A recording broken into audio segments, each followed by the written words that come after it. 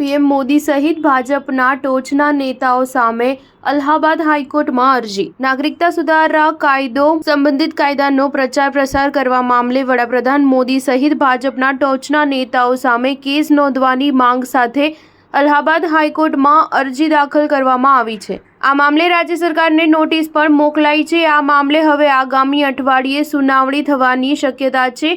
અરજદાર અલીગઢના ખુરશીદ ઉર રહેમાને આ મામલે અગાઉ કલમ 156 હેઠળ અલીગઢ જિલ્લા હાઈકોર્ટમાં અરજી કરી હતી, જેને CJMએ 8 જાન્યુઆરી 2024ના રોજ ફગાવી દીધી હતી. આ આદેશ સામે જ સેશન કોર્ટ અલીગઢે પણ રિવ્યુ પિટિશન 6 એપ્રિલ 2024ના રોજ ફગાવી દીધી હતી. હવે આ બંને આદેશને હાઈકોર્ટમાં પડકારાયો છે. અરજદારે તેની અરજીમાં વડાપ્રધાન મોદી, ભાજપના અધ્યક્ષ નડ્ડા, ગૃહમંત્રી અમિત શાહ સહિત કમલ સંદેશ નામની મેગેઝિનના પ્રકાશક તથા MD અને અન્ય લોકો સામે કેસ દાખલ કરવાની માંગ કરી છે. અરજદારે કમલ સંદેશ નામની મેગેઝિનમાં પ્રકાશિત લેખનો હવાલો આપ્યો હતો, જેમાં કહ્યું છે કે ભાજપના નેતાઓએ કાવતરા હેઠળ પોતાના હિતમાં હિંસા, રમખાણો અને ધાર્મિક ભાવના ભડકાવવા માટે પદ અને શપથનો દુરુપયોગ કર્યો હતો. અરજીમાં દાવો કરાયો છે કે આ નેતાઓએ CAA અંગે ભાષણ આપ્યા, હોર્ડિંગ્સ અને કમલ સંદેશ નામની મેગેઝિનમાં લેખ પ્રકાશિત કરી મોટા પાયે